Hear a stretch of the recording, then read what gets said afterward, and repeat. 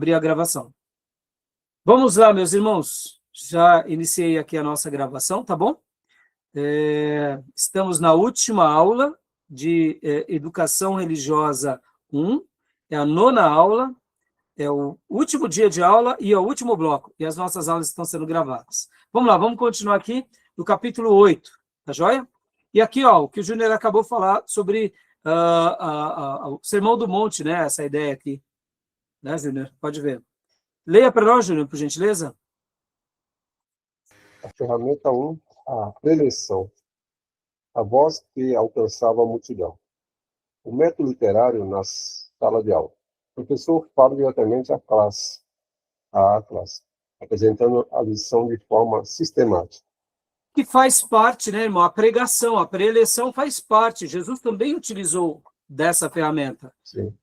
Mas essa ferramenta tinha como propósito o ensino, sempre, irmãos. Não era simplesmente reunir pessoas para um momento a mais. Não.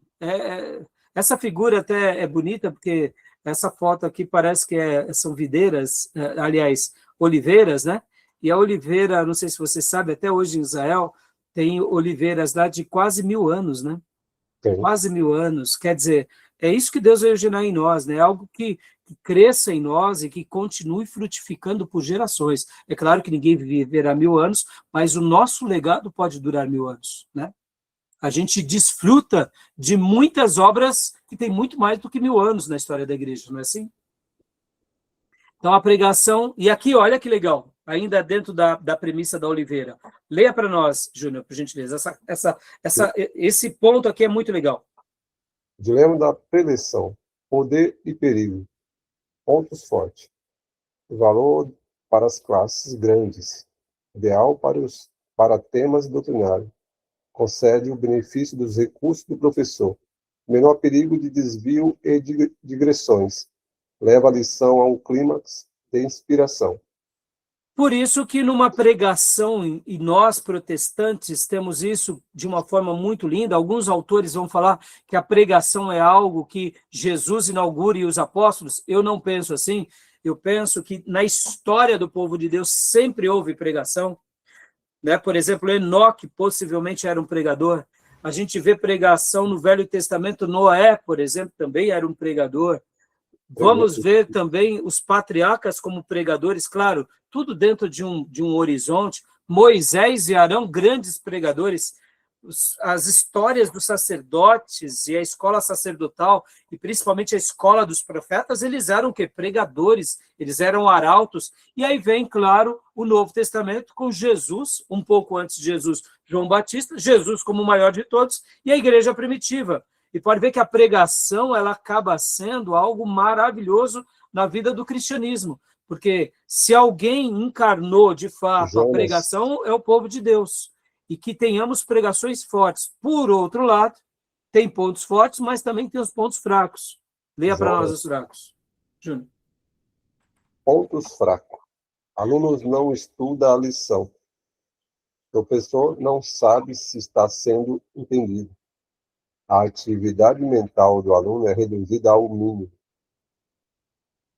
Porque aqui, meus irmãos, não depende só do pregador ou do ambiente, depende do aluno, né? E muitas pessoas estão felizes nesse ambiente. Pode ver, a igreja contemporânea, ela tem vivido muito disso. Como que a gente soluciona esse ponto fraco, irmãos? Com escolas. Como a gente soluciona isso daqui? Com reuniões familiares. Como que a gente soluciona esse ponto aqui? Com estudos bíblicos, com o discipulado. Porque aqui a gente aproxima. Ao mesmo tempo que temos essa mensagem poderosa, aqui a gente tem aqui, eu diria, uma igreja multifacetada, onde vai ter uma interação, pequenos grupos, células. É importante, percebam. Ou escolas bíblicas, cultos familiares, porque aqui você traz mais para perto. Aí aquela mensagem de domingo, a gente chega para o irmão e ele fala, ih, pastor, eu nem não estava ouvindo, eu estava lembrando do futebol, estava preocupado porque é final. Aí a gente vai lá e discipula o irmão. Falou, irmão, vamos se converter, né? Você está dentro da igreja, filho, né? Pelo amor de Deus. Mas faz parte do trabalho pastoral. Meus irmãos, eu falei do futebol, mas quantas são as pessoas que vão para a igreja para fazer negócio, meus irmãos? Porque ali é um network. de empresários. Estão indo para a casa do pai com as motivações erradas. É que nem o jovem que vai para a igreja para namorar. Mas a gente tem que saber lidar com tudo isso e ajudar esses irmãos. Então, a pregação ela é maravilhosa, mas a gente tem que ter esses olhos. Percebam, olha como é bom a gente poder estar estudando, né? Tá bom? Pode continuar, Júnior, para a gente, por gentileza? A preleção nas mãos do mestre. O púlpito de Jesus era uma encosta, seu auditório, a multidão. Sermão do Monte, Mateus 5, 7. O caráter do reino. O discurso de julgamento final, Mateus 24 e 25. A vigilância e a vinda. Discurso de despedida, João 14, 17. O conforto e a promessa. Olha que progressão linda isso, irmãos. Quando a gente vê do Sermão do Monte para as questões do julgamento, e aqui, ó, João 14 a 17 é uma coisa exclusiva de Jesus com seus apóstolos lá na ceia. Guardem isso que eu vou falar agora para vocês. Metade do livro de João, praticamente metade do livro de João se dá na última semana do ministério de Jesus. Quando a gente lê o Evangelho de João, a gente não nota isso. Mas quando a gente olha para as datas cronológicas, vocês verão que o Evangelho de João, ele narra alguns acontecimentos do início do ministério até a última semana. E aí, quando começa praticamente metade do livro de João em diante, ou mais da metade, é só sobre a última semana. E aí os olhos de João, ou poderia dizer, os olhos do Espírito Santo sobre João, é só sobre os discípulos. Principalmente na ceia. Tudo aquilo que acontece em vários capítulos de João, João 14, João 15, João 16, João 17, tudo aquilo está no ambiente da ceia, meus irmãos. É só Jesus e os apóstolos, e mais ninguém. E parte ainda desse discurso, Judas perde, porque ele sai da sala. E fica somente os 11. Olha que coisa fantástica. Estão entendendo? Então, da pregação até o lado mais íntimo. Assim deve ser o Formando nosso a igreja, né? Oi? Ele estava formando a igreja, né? É. Então, continua para a gente, Júnior, por gentileza. Ferramenta 2, a pergunta. Ele veio não tanto para responder a perguntas, mas para fazê-las. Não para acomodar as almas dos homens, mas para provocá-las. Essa frase é de W.J. Merrill, né? Olha só, coisa linda, tá bom? Alguma pergunta, meus irmãos? Alguma pergunta, alguma dúvida? Né? Como eu já disse, esse material ele é bem objetivo, né? Então, mais uma vez, Júnior, leia para nós, por favor. A anatomia de uma pergunta poderosa. Para que servem as perguntas? Chamar a atenção, um elemento surpresa. Provocar pensamentos, indispensável para o aprendizado. Aclarar impressões. A verdade é implantada pela expressão. Verificar o ensino. O professor pode corrigir erros e tornar-se mais eficiente. Meus irmãos, Sócrates usava o método da maiêutica, que era o método de ensinar por meio das perguntas, tá? Jesus usava esse método também. Deixa eu te falar uma coisa aqui. Faça perguntas e não dê as respostas. Deixa eles bater cabeça durante dias. Não tem problema, não. É melhor eles ficar pensando, tentar solucionar uma pergunta que não sabe, do que enchendo a cabeça com bobeira. Não tem problema. Se eles estiverem pensando, né, sobre aquilo, é maravilhoso. Entendeu? Provoca a reflexão, né? Exato, provoca a reflexão. Alguém já disse que mente vazia é a oficina do diabo, e é verdade. Se a gente joga uma pergunta, seja ela qual for, e a pessoa fica durante dias, ô pastor, fala para mim, ô professor, fala para mim, poxa, por que você não vai me falar? Maravilhoso, deixa lá. Ele está exercitando a capacidade cognitiva, cerebral, tentativa, erro. A gente muitas vezes quer solucionar tudo, a gente quer ser o paizão, a mãezona que prepara tudo. Aí o rapaz está com 30 anos e ainda tomando uma madeira. Pelo amor de Deus, meus irmãos, deixa andar, né? Tá bom?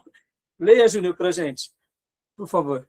Já está com pantufa ainda e com gatinho. 50 anos de pantufa e toquinha, né, Júnior? É, e o cachorro caramelo. Ai, ai. O mestre dos interrogadores. Quem dizeis que eu sou? Se Deus assim veste a erva do campo, quanto mais a vós, 154, os evangelhos registram 154 perguntas feitas por Jesus. Qual desses três te parece ter sido o próximo? Aqui do lado, né? É, tá um pouco ruim aqui. O, seria a, Aqui eu não sei, mas aqui, qual desses três parece ter sido próximo, né? O e batismo do outro, João, de onde era? Do céu ou dos homens, né? Qual é, desses três te que parece parece ter sido pessoal. próximo? Ou seja, percebam, olha a quantidade de perguntas de Jesus. Por que a gente não vai fazer perguntas, né? Tá bom? Verdade. Continua para nós, Júnior, por gentileza. Aumenta 3, a discussão, o esforço conjunto em buscar a verdade. Uma reação contra os métodos formais. É o processo pelo qual o grupo chega a uma conclusão geral e firme, mediante o pensamento coletivo. Meus irmãos, vamos lá. Igrejas que gostam de escravizar odeiam discussão, porque discussão requer reflexão, debate, ponderamento. Igrejas que gostam de manipular, eles gostam de usar uma palavra e escravizar os outros a todos pensarem iguais. Mas a gente vai ver que muitas questões da Bíblia, o próprio Jesus, ele destacava a discussão, porque ele quer que a gente pense. É bom Podem ver você que a igreja citar, primitiva discutia com muita frequência e era como se Deus se calasse. Olha só, meus irmãos, a gente tem terror quando Deus se cala. Posso dizer, sem medo de errar, no silêncio de Deus, ele está nos impelindo às nossas discussões. Ele quer nos ensinar por meio das nossas discussões. Tá bom, meus irmãos? o É, ditador, o ditador gosta de monopolizar o debate. exato. Ou de escravizar, né, Júnior? Colocando ali todo mundo debaixo do cabresto, né? É, Não é? Pode ver. Uma ideologia, não é isso que ela procura fazer? E aqui, meus irmãos, vocês sabem, nós protestantes pendemos para a direita, mas mesmo a direita tem que ser reflexiva e tem que ser cuidadosa. Cuidado, porque muitos estão fazendo da direita também um Deus e um ídolo. A gente tem que esperar de Jesus, não dos homens. porque é uma ideologia, né? Então, não deixa de ser uma ideologia. Não deixa É de ser. óbvio que nós vamos nos identificar com a direita, porque eles são conservadores, são pró-família, são pró-Deus. Agora, a gente não pode também deixar com que o negócio vire o quê? Uma fé cega, manipuladora, né? Quase que algo ditatorial, Uhum. entendeu? Então, pode continuar, Júnior, por favor? Conversa que transforma as vidas. O mestre usou esse método mais no trato com o indivíduo do que com grupos. A mulher samaritana, da água física à água viva. Nicodemos, do nascimento natural ao nascer de novo. O moço rico, da obediência legal à renúncia total. Joia. E agora, meus irmãos, eu vou ser bem rápido aqui para a gente tentar fechar, né? A caixa ferramenta completa, né? Preleção, pergunta e discussão. Então, guardem bastante isso, né? Não se limitem a uma única coisa. Lembrem disso. Façam sempre isso. Hoje eu vou usar o que tipo mais de ideia? Qual que eu vou usar? Lembrem disso. Não tenham medo de usar as ferramentas, tá bom? Nosso mestre, ele era um grande artesão. Eu gosto muito de dizer que Jesus é o carpinteiro perfeito, que Deus é o oleiro divino. Então, que a gente possa aprender, né, com esses métodos sagrados, tá bom, meus irmãos? Atrás das palavras, dos gestos, dos métodos, estava o próprio Jesus, né? Então, lembrem-se disso, né? A gente pode estar utilizando essas ferramentas. E agora, para a gente concluir, vamos para o 9º capítulo, e eu vou tentar passar bem rápido aqui para vocês, né? Porque qual que é o grande objetivo do mestre, meus irmãos? O grande objetivo do mestre não é outro, senão o quê? Senão transformar as vidas, né? Ou seja, o capítulo 9 vai falar o resultado do seu labor, que é o quê? É transformar as vidas. É transformar cada um de nós, né? O labor de Cristo não gerou apenas seguidores, mas gerou uma nova história. A gente está aqui para realmente glorificar o Senhor, né, dando, eu diria, o testemunho vivo dessa nova história. Agora, é claro, meus irmãos, saibam disso, né? A virtude não é nossa, a virtude sempre será dele, tá bom? O epicentro, tudo começa com a transformação de vidas. Jesus veio para pôr em liberdade os que estavam presos. A regeneração era o próprio cerne, sua tarefa, quebrar as gargalheiras do pecado e libertar a alma humana. Ou seja, Deus quer nos consertar. Deus transformou Pedro, João, Saulo, Zaqueu, assim vai acontecer conosco. E a prisão interna, né? Oi? A Oi, Júlio? prisão era interna, né? Sim, sim. E que se manifesta, né, por meio de atos externos, mas é interna, né? Começa dentro. E aqui esse slide mostra bem isso, né, Júnior? Essa primeira onda. Pode ver, ó, a valorização e elevação da pessoa humana. Pode ver, Jesus começa e o negócio vai se espalhando, né? Assim como uma onda, né?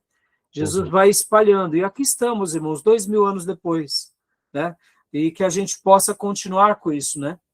A valorização e elevação da pessoa humana. Lembrem disso, irmãos, mais do que uma instituição, mais do que regras, mais do que tabus, é ver vidas transformadas. Por isso que nós aqui, ao aprendermos um pouco a mais de teologia, não deixem com que a vaidade e a soberba ofusque, ou como diz, né, algumas pessoas, tire o corte, tire o tino de uma vida de piedade. Sabe, irmãos, porque ontem mesmo eu conversava com o pastor Ribeiro, e enquanto eu conversava com o Ribeiro me disse algo. Ele falou, eu perguntei para ele de alguns professores de seminário, ele falou, pastor Rai, aquele professor se desviou, e ele está uma vida pregressa e não sei o quê. Eu falei, puxa vida. E enquanto nós conversávamos, né, nós falávamos da carreira.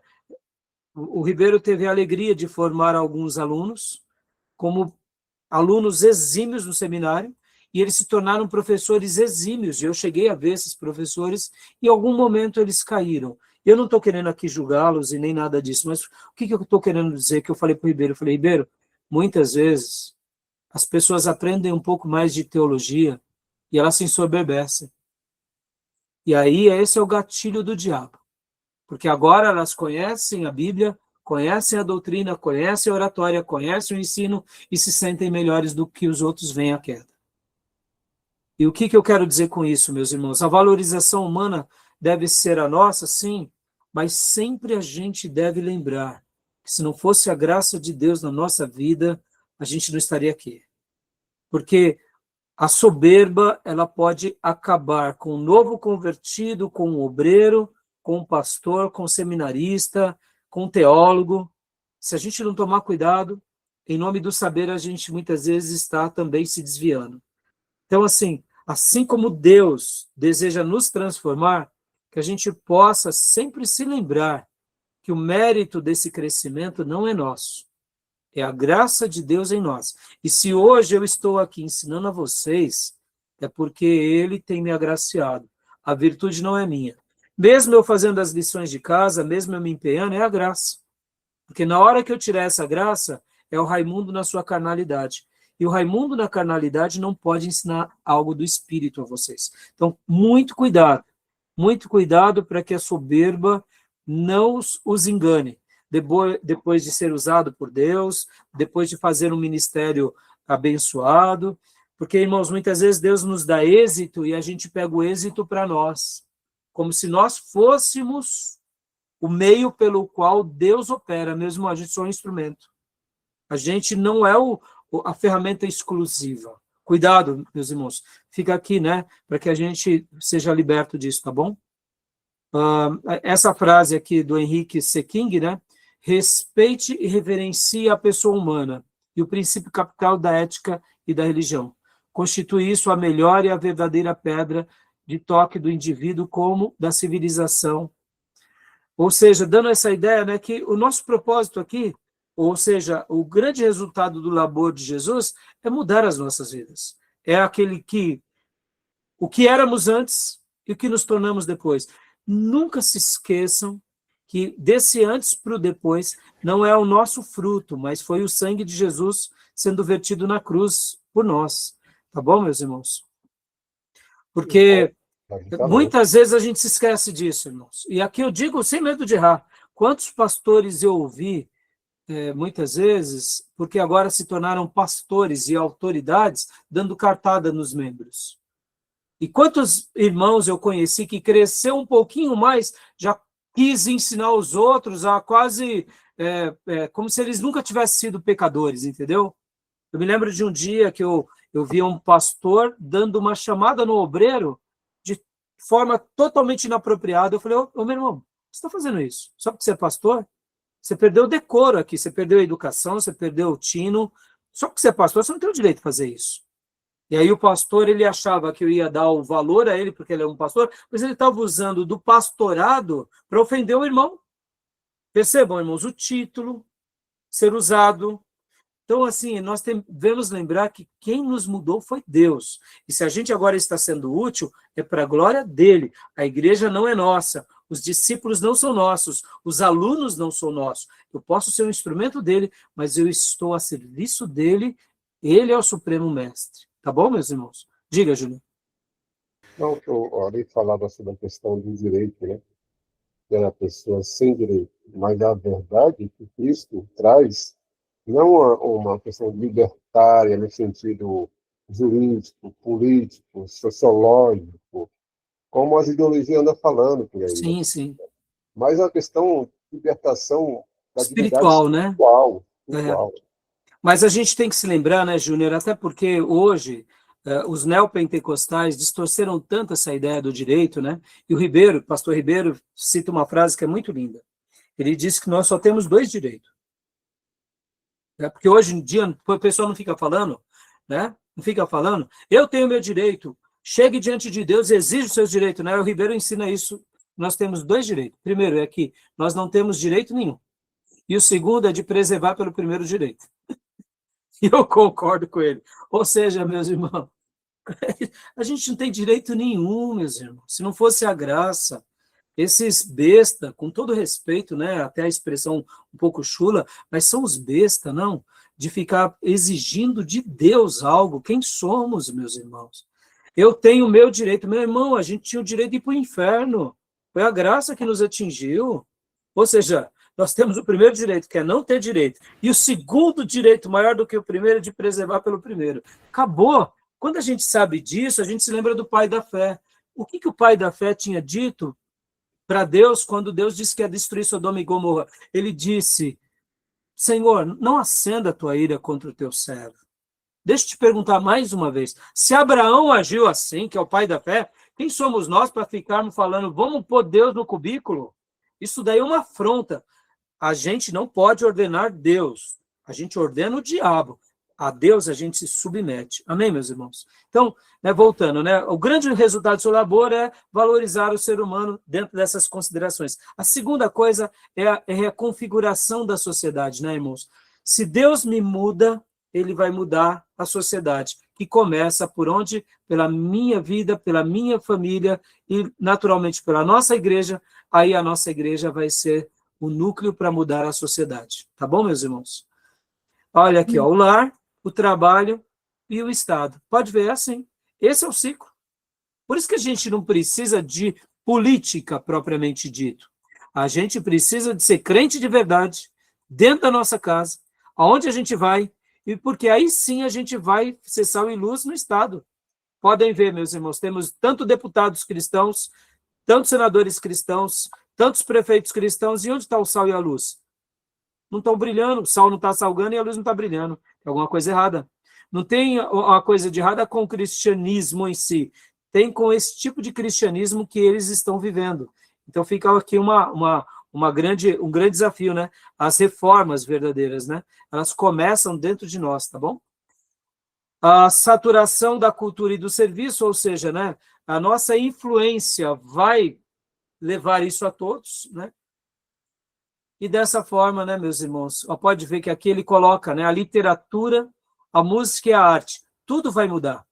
Pode ver, meus irmãos, isso daqui foi uma verdade, tudo mudou, né? No Velho Testamento, quando Davi foi canal de um grande avivamento, quando houve os grandes reis com os avivamentos. No Novo Testamento, a gente vê que as marcas vão ficando.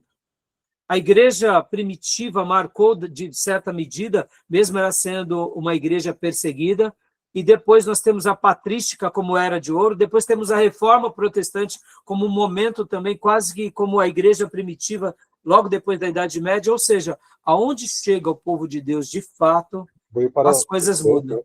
Oi? O cristianismo contribuiu demais para o Ocidente, para grandes... Você vê que, se você olhar na história, você tem grandes cientistas cristãos Sim, sim. do Ocidente. Você não vê lá um chinês, um japonês da história. O Ocidente, né, Júnior? O cristianismo, de uma forma geral, ele é o fator determinante da civilização ocidental. É isso aí, né? E aí a gente vai ter inspiração para dar, ou seja, inspiração para servir, porque a gente vai viver esse cristianismo bíblico, na sua essência, sem barganha, né, meus irmãos? Tá bom? Deixa eu só tentar alterar aqui. Menos de 3 anos de ministério, nenhum livro escrito, nenhum exército, nenhum cargo, traído e crucificado, mas assim, né, reunindo-se todos os exércitos já organizados, todas as armadas já constituídas e todos quanto hão reinado neste mundo, é certo que todos juntos não conseguirão afetar a vida humana sobre a face da terra como esta estrela solitária personalidade o fez. Falando de Jesus, né, meus irmãos, que ele foi o maior de todos. Nunca matou ninguém, nunca empunhou uma arma e construiu o maior exército de todos na história humana. Ou seja, nós temos um mestre supremo, né? Então, a sua onda começa aqui, né, conosco, e assim a gente conclui, né? O mestre dos mestres nos convida a continuar a sua obra, fazer discípulos de todas as nações, ensinando-nos a observar todas as coisas que vos tenho dado, Mateus 28, 19. Tá bom, meus irmãos?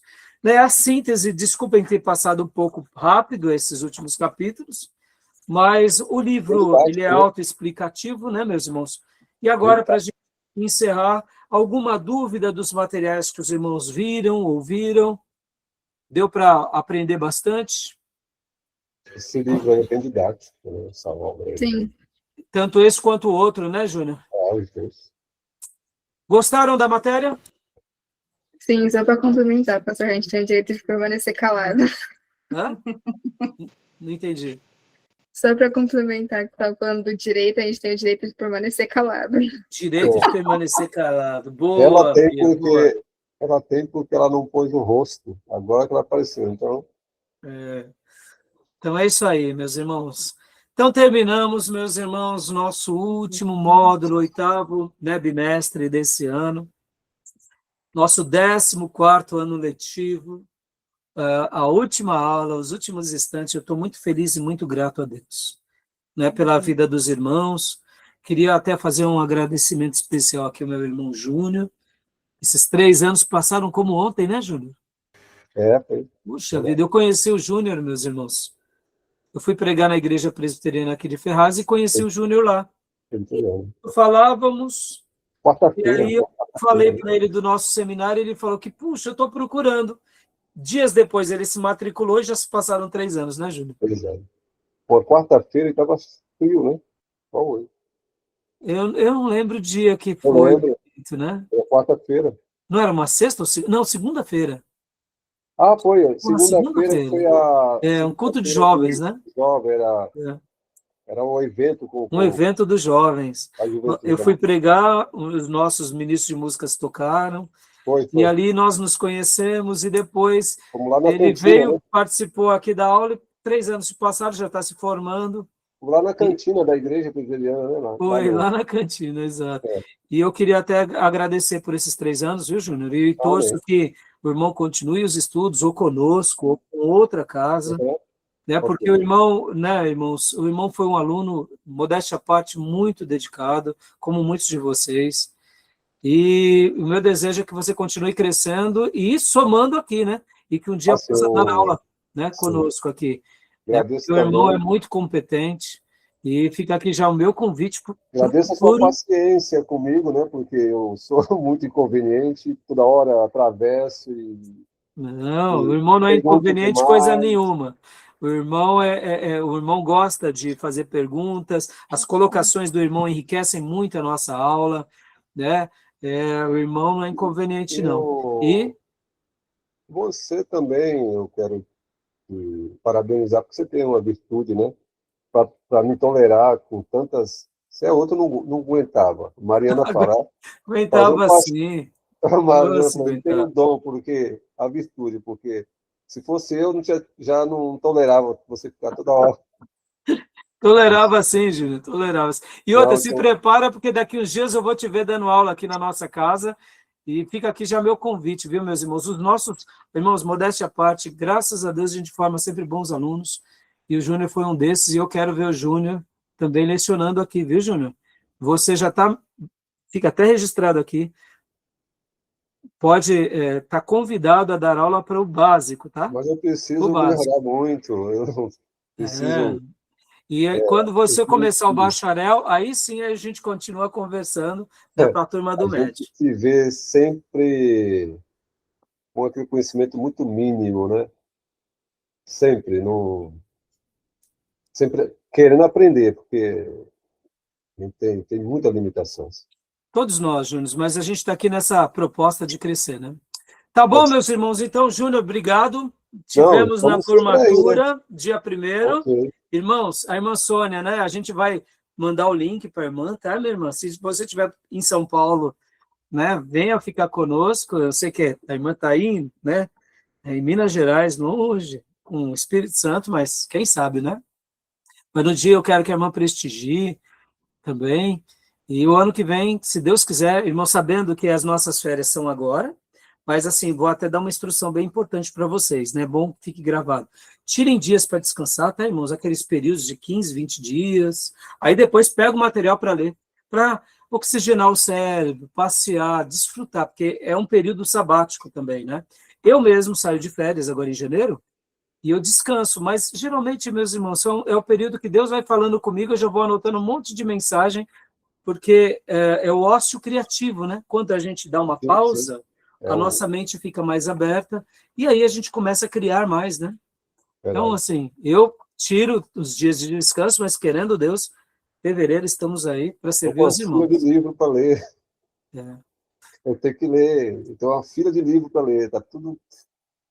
Então, a gente. É que são muitas obras, então a gente tem que. Agora não tem leitura obrigatória, então você lê mais Mais facultativo, à vontade, né? mais à vontade. Aí é bom. Tá bom? Irmã Sônia, gostou desse módulo? Muito bom, gostei sim. Né? Então, se Tá, irmã. prepara para os próximos, viu? Aprendi muito. Né? Então, Os como ir- eu falei, a estudar Antigo Testamento 1 e 2, Novo 1 e 2, e fala teologia sistemática, uma delícia, né? hermenêutica, aí ela vai gostar. Coisa boa, né? Porque tudo isso aqui passa pelo crivo da hermenêutica. Tudo isso.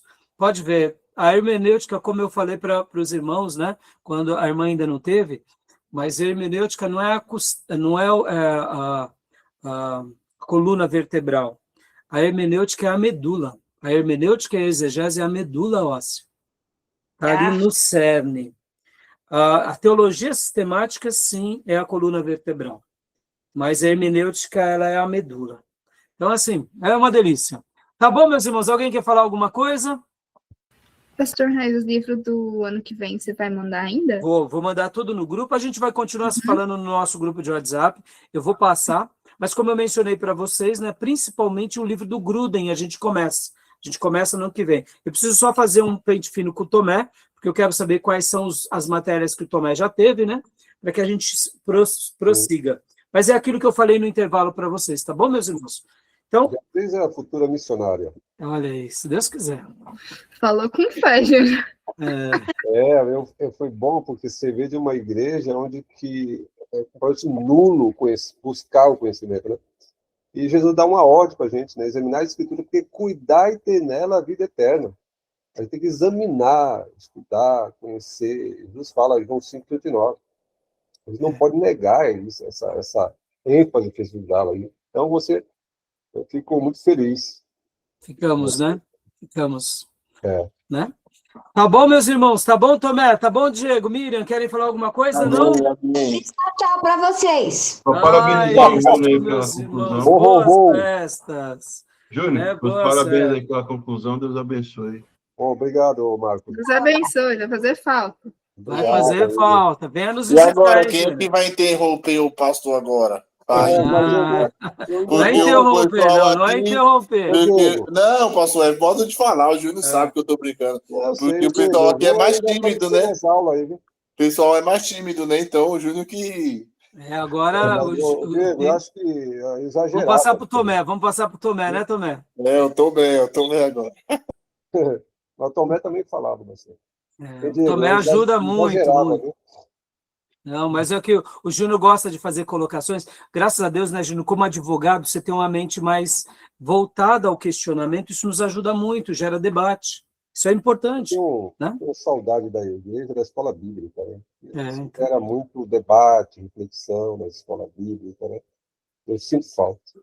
Tá bom, meus irmãos, então, né? Olha, que Deus abençoe quem estiver nos assistindo aqui, né? Depois... Deus abençoe também. Boas festas. Que Deus nos dê graça. Veja os irmãos também na igreja, porque muitos de vocês vão ser convidados para pregar. Irmã Sônia, os seminaristas geralmente vêm pregar nas férias aqui, viu? O Júnior já foi convidado, o Diego já foi convidado. Eu preciso falar com a Beatriz, com a Miriam. O Tomé sempre prega, a Miriam sempre está lá. Mas a irmã, como está longe, mas os irmãos, nas férias de julho e de janeiro, vem pregar na igreja. Você acha? Eu trabalho o ano todo, vocês têm que também trabalhar um pouco, né? Laboratório, né? É o laboratório na prática, né? Mas vamos ver, uma hora Deus vai preparar, né, irmã Sônia? Isso. Então tá bom, meus irmãos. Deus abençoe, Deus seja louvado. Mais um ano, glória a Deus. Nos vemos no ano que vem, com a graça de Deus, nosso 14º ano, se Deus permitir, de ensino teológico aqui, nessa casa. Shalom, Adonai, Orem pela nossa igreja, pelo nosso seminário, por mim e por todos nós, tá bom? Deus abençoe, meus irmãos. Amém, pessoal. Boa noite, Deus Boa noite. abençoe. Boa noite. Deus abençoe. Amém. Boa noite. Deus abençoe, meus